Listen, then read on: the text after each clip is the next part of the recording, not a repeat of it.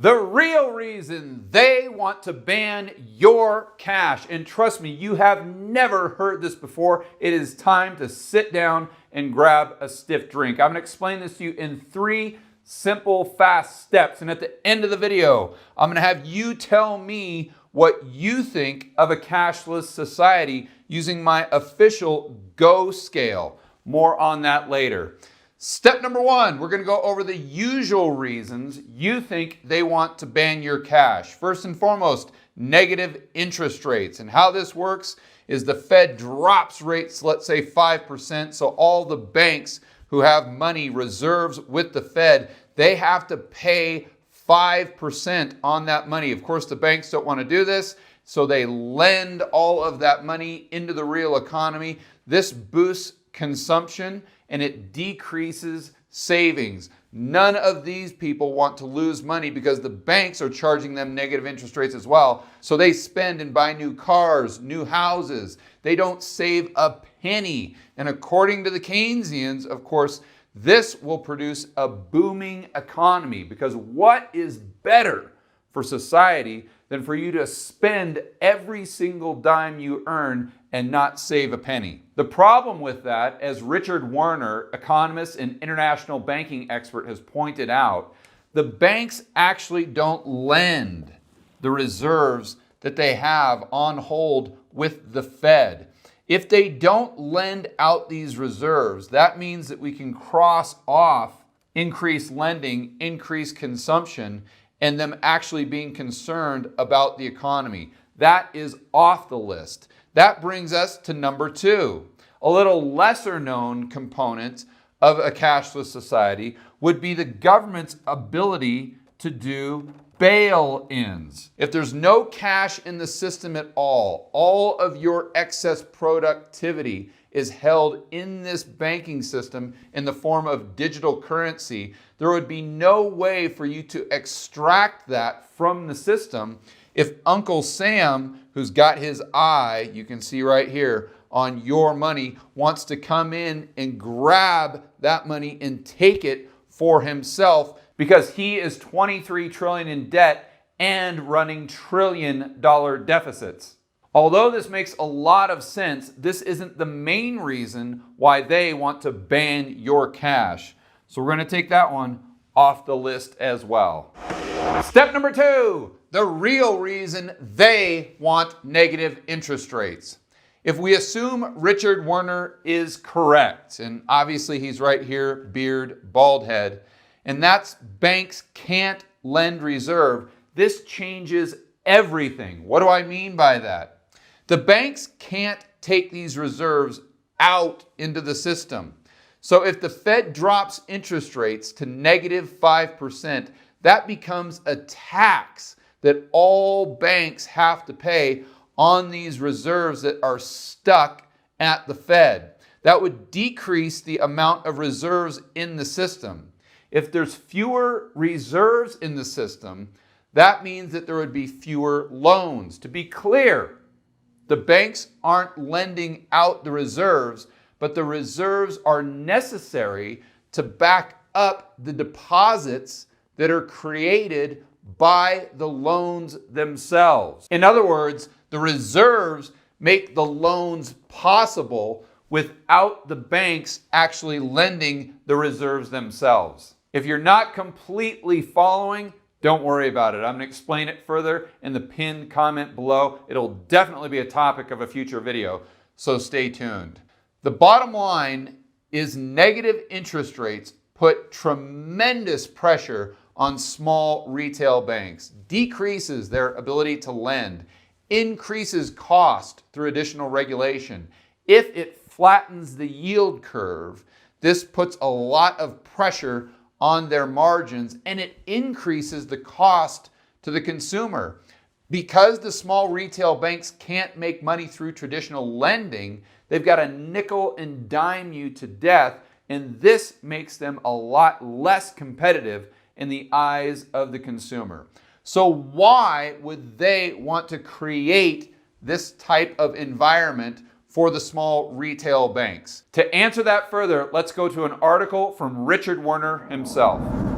With negative rates, banks' margins will stay low and the financial situation of the banks will stay precarious and indeed become ever more precarious. Werner talks about the ECB specifically, but you can insert any central bank. The ECB and the EU have significantly increased regulatory reporting burdens, thus personnel costs, so that many community banks are forced to merge while having to close down many branches. This has been coupled with the ECB's policy of flattening the yield curve. As a result, banks that mainly engage in traditional banking, i.e. lending to firms for investment, have come under major pressure, while QE has produced profits for those large financial institutions engaged mainly in financial speculation and its funding. And I'm sure now you guys are starting to put the pieces of the puzzle together. He goes on to say, the policy of negative interest rates is thus consistent with the agenda to drive small banks out of business and consolidate banking sectors in the industrialized countries, increasing concentration and control in the banking sector. I'd also like to point out that Werner believes that the small retail banks are responsible for the productive lending in the real economy. They're the ones that lend to the small and mid-sized businesses that increase production, economic growth, lower income inequality, and low inflation. But if you wipe out the small retail banks, that means all the business goes to the big banks who are really only interested in doing large transactions that financialize the economy and create asset bubbles. Now it's time to connect all the dots in step number 3. So sit down, grab a stiff drink, because this is going to blow your mind. Step number 3, the cashless endgame. Cash is banned. Central bankers drop interest rates into negative territory. This puts the squeeze on all those small retail banks, putting most of them out of business.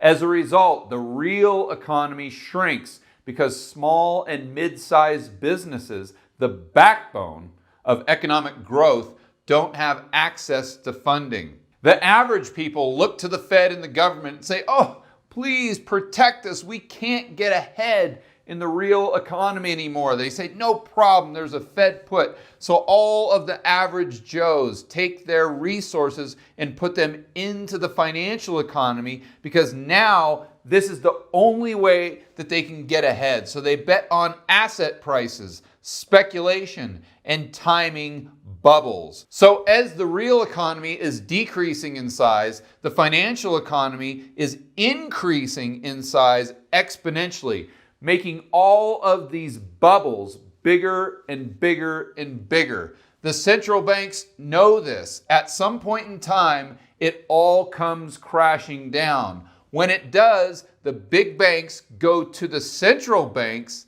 and say, hey, we need a bailout. We've got systemic risk. That's when the central banks look at the big banks and say, no, I don't think so.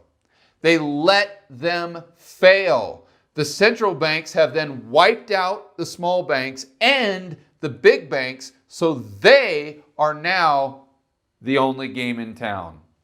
They have 100% control of the money and the credit. If they control the money and the credit, they control you. And to hear Richard Werner explain this in his own words, let's go back to that article. Here, Werner talks about the Bank of England, but you can insert the name of any central bank. By supporting monetary reformers, meaning people who want to ban cash, the Bank of England may further increase its own power and accelerate the drive to concentrate the banking system if credit creation was abolished and there was only one true bank left, the Bank of England. It would further the project to increase control and monitoring of the population, with both cash and bank credit alternatives abolished. All transactions, money creation, and allocation of that money would be implemented by the Bank of England.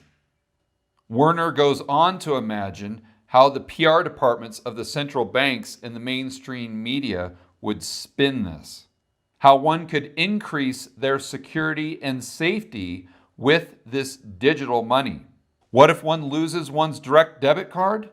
No doubt some bright Bank of England spark, or else any of the talking heads in the media, will then suggest we should adopt the techniques long practiced with our pets, namely implanting microchips under the skin as our money of the future. Whether this spells progress, readers need to decide for themselves. So a cashless society, negative interest rates, and central banks being the only banks left on the planet, and microchips implanted under your skin. Using the GO scale, or the George Orwell scale, I want to hear what you think. Is this progress, dystopia, or 1984? I'll look forward to reading the comments below. For more content that'll help you build wealth and thrive in a world of out-of-control central banks and big governments, check out this playlist right here, and I will see you on the next video.